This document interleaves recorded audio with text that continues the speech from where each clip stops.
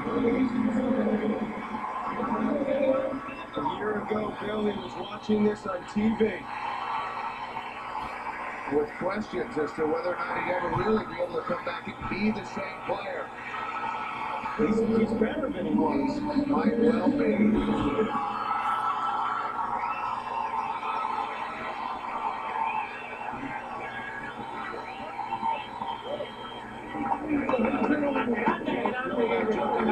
Simple as that.